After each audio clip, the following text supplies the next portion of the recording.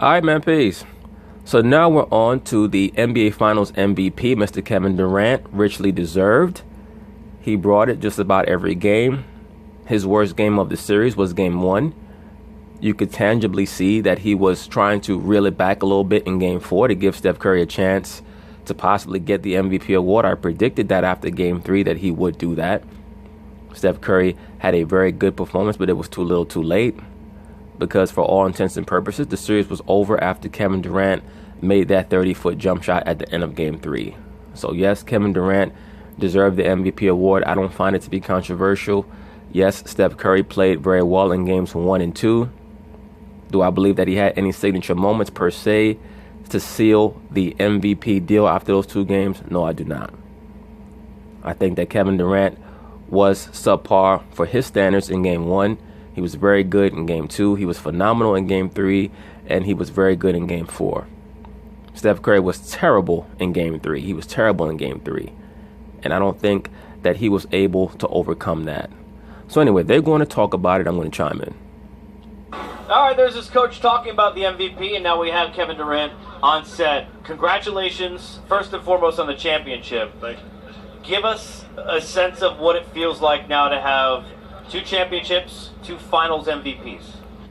Let me say this very quickly. Kevin Durant, what is he, 29, 30 years old? He's a 1-time regular season MVP. He's a 2-time world champion. He's a 2-time NBA Finals MVP at 29, 30 years old. And he recently broke the 20,000 point mark this season. So he's on his way with a bullet heading towards threatening that top 10. I've already stated in the past that I don't believe he'll ever crack the top 10, but you never know. You never know. Because right now, he's definitely top 30, maybe even top 20 all time. I'd actually put him and Curry in that same area, somewhere around 20 to 30. I know it's a very wide disparity, but I will have to sit down and think about it before I situate them. But that's what that means for Mr. Kevin Durant. He's a 1-time regular season MVP. He's a 2-time world champion and a 2-time finals MVP. So right now, Kevin Durant has similar accolades to an Hakeem Olajuwon, who also was a 1-time regular season MVP and a 2 times finals MVP. The difference being that that era was a little bit different. Hakeem did not change teams to get to the finals. He carried those teams to the finals. And Hakeem was also a far more dominant defensive player than Kevin Durant, even though Kevin Durant is moving towards being a very good to borderline great defender, especially with the variety of ways in which he can defend and the fact that he's a great help defender. So right now, I would have Kevin somewhere in between 20 and 30 with a bullet, though. With a bullet. By the end of his career, he could be threatening that top 10. Who knows? I'm just grateful that, I get to go to work with a group of guys that care about the game so much. Who care. Hey, brothers, that's really what that's about. That's what life is about. Life is about getting up in the morning and being galvanized and loving what you do. If you wake up in the morning and you're not enthusiastic about what you have to do over the course of your day, you're in the wrong place, man. You're in the wrong place. If you're getting up every morning and you're not enthusiastic about where you're going or who you're with in a relationship, you're with the wrong person.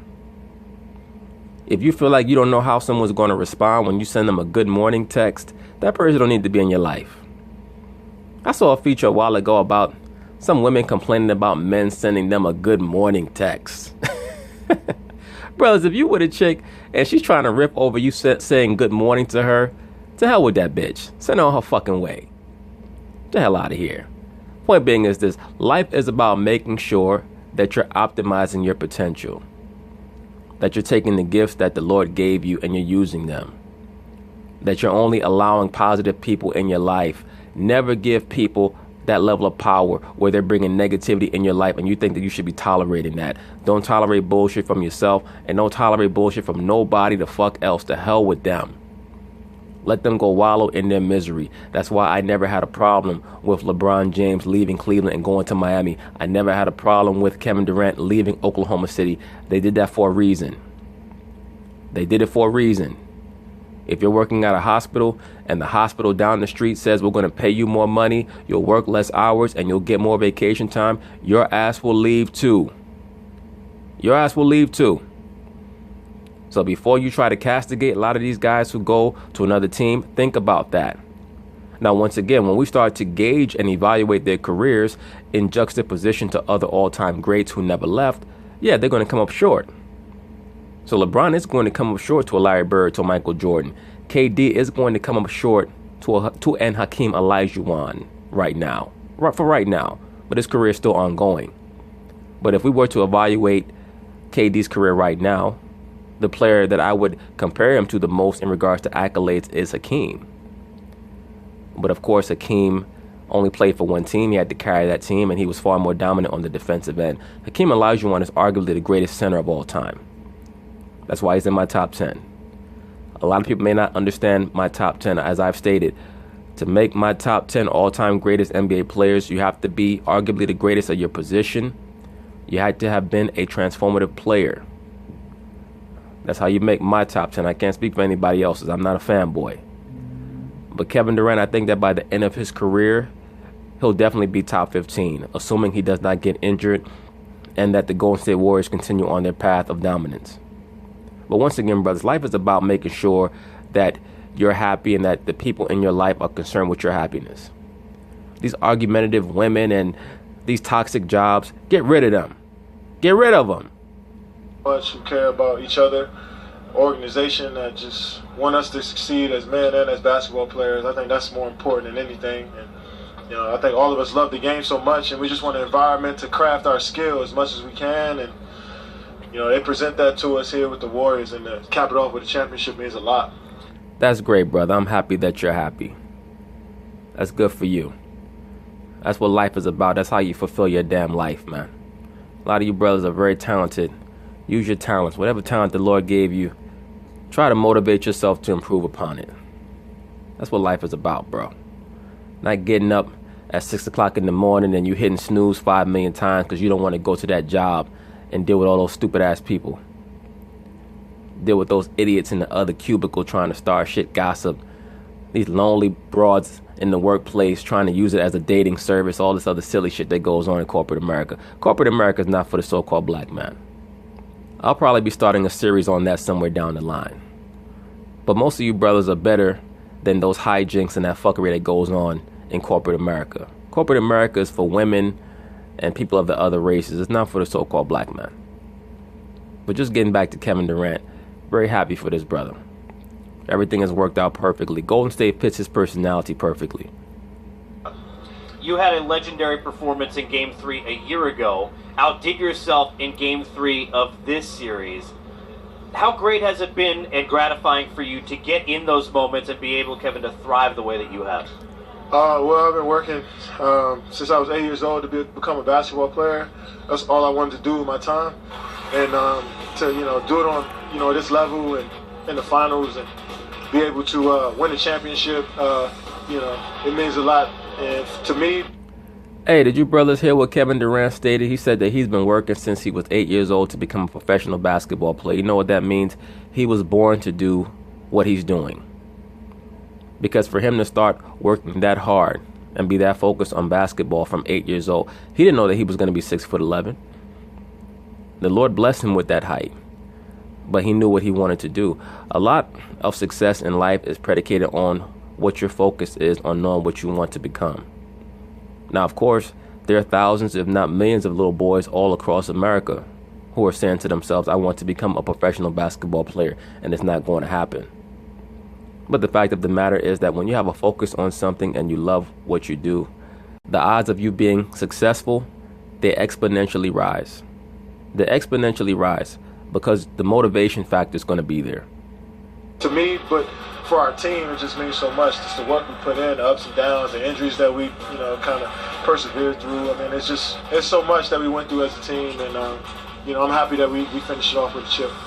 Kevin, congrats on your second ring championship, second MVP, DMV baby. Yes, sir. What's the emotion like right now? I know last year, your first one, yeah. You feel a certain way. Yeah. What's it like now on this back-to-back championship for you? I'm just happy the job is done. Right. You know, I think we come in and, you know, the beginning of the season is always about, you know, grinding for the playoffs and trying to get ready for the playoffs. And, you know, we came into the playoffs with Steph being injured, and I think, you know, having Quinn Cook and, you know, come in and play big minutes for us, and late in the season, Duke guy, and in the playoffs was able to kind of help us, you know, transition from not having Steph to, you know, kind of integrating him pretty smooth. And, you know, just the journey that everybody took this whole year, man, it was just amazing. And to win on the road, and, you know, Game 7 in Western Conference Finals and win here on the road, it just showed, you know, the type of team we have, and just Also shows what type of talent you guys have, because that's one of the main reasons why you were able to transcend all of those stumbling blocks that you were going over, because of the unbelievable talent base that you guys have. And of course the system, which leads to you trusting one another. When you see teams that build that trust with one another, it's because they've all decided that they're going to subvert their ego for the sake of the system. just excited to be a part of this group, man. It's amazing. You know, we know you play for other teams, and we're not talking about those teams, or I'm not talking about those teams, but you get to play in this system with these type players. And we've seen your game has always been good, but maybe we've seen you grow or have more fun. That's the point too. That question that Chris Webber is getting to. Just getting back to the point that I was making in regards to brothers making sure that they're doing what they want to do in life. You're going to see that once you start doing what you want to do in life, you could feel it. You could feel when you're utilizing the gift that the Most High gave you, or the gifts that He's given you. Because that sense of fulfillment is going to be there. Just like in a fulfilling relationship, it's not going to be about 50-50. It's not going to be, well, I did this for you, so you got to do this for me. People are going to do for one another because they actually care. People have to care about your happiness. And when I say relationship, I'm not just talking about with a woman. I'm just talking about in general. There are certain people who have users in their lives. If you have a user in your life, they have to go. That's why the whole rapport, the dynamic between Kevin Durant and Russell Westbrook never worked, because the chemistry wasn't there. Russell Westbrook is a ball-dominant player. He wanted to treat KD like a shooter who could play very well. He wanted to treat KD like an ancillary part. And he's a prime mover who can play off the ball or with the ball. That's why he fits in so well with Golden State, as Steve Kerr stated. That's what makes their team special. Their players can play with the ball or without the basketball. So he was able to be melded into the Golden State system seamlessly. And you'll find that in life. Once you figure out what you want to do and you're ready to do it, everything's going to flow perfectly. Could you talk a little bit about being here in this system? How has that allowed you to be even more of who you are? And let me say this also. Kevin Durant was a multiple-time 50+% shooter, basically playing in a playground type offense. So since he's been with Golden State the last couple of seasons, he's been well over 50% from the field, because he knows exactly where he's supposed to work out of in the offense. And it makes his job way easier. With Westbrook, he never knew where the hell he was going to get the basketball. Might get it on the elbow, might get it on the baseline, might get it at the top of the key. He got to dribble. You know, I pride myself on trying to do everything on the basketball court, and coming here, you know, I wanted to be in a role where, you know, coach depends on me to do everything on the court, not just score or, you know, get assists or rebounds. I try to, you know, be there on the defensive side of the ball, block shots, you know, being a guy that can switch out and guard 1 through 5. I just try to take pride in that, and knowing that I can affect the game in different ways outside of just my scoring. And I really, really feel like I'm an all-around player. Oh, you definitely are an all-around player, bro. No one can say any different about that. Right now, and I'm just, you know, I feel like I'm at the peak of, you know, who I want to be, but I still got, you know, a lot of time to go and a lot of, you know, places to get better at in my game. So this is just... Almost all NBA players hit their peak at around 28, 29, 30 years old. That's when Jordan won his first three-peat. That's when LeBron was at his peak at the tail end of his Miami Heat tenure. That's when all these players pretty much hit their peak. It's just exciting knowing I can affect the game in different ways. You know, that's always been my goal since a kid, was to do everything on the basketball court. And it's amazing that coach kind of unlocked that for me, and my teammates encouraged me to do everything. You know, I said last game, since I've been in television. The night LeBron scored 29 out of 30, that was the best performance I've ever seen as a broadcaster. And I said your last game, when you had 43, but you had 13 rebounds and 7 assists, that was the second best performance I've ever been.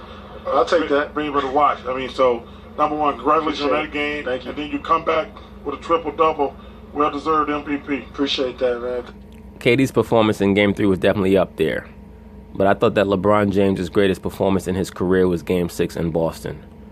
I don't think it's particularly close either. I thought that the Detroit game, of course, is legendary, but LeBron's performance Game 6 in Boston, that was one for the ages. That's one of the top 5 games I've probably ever seen a player play in a clutch moment. Yeah, man, thanks a lot. You know, just trying to just play my game, like I said, just try to be well-rounded and, you know, just not coming in thinking about just scoring, just trying to do everything on the court. Do me one favor. Let the people next year know, man, that you're the unicorn and you're tall, man. You're tall, man. You're the tallest player. The real You're unicorn. able to do this, man. Just watch me play. Yeah, don't hide behind him. Double cross on him. Man. He's not. Yeah, that dude is 6'11" with guard skills. And that's probably one of his flaws, Kevin Durant. He likes to dribble too much, way too far out on the perimeter. And that oftentimes will lead to turnovers. He oftentimes ends up dribbling the ball off his foot, or he gets stripped by elite defenders because he tries to go one-on-one too far out on the perimeter, and he's 6'11". So it makes it easier for good defenders to steal the ball from him. He's not 6'5". KD, congrats again, Thanks a man. lot, fellas. I appreciate Well that. deserved. There's But that's it on KD. Congratulations to the brother. The sky's the limit for both he and his team. Peace.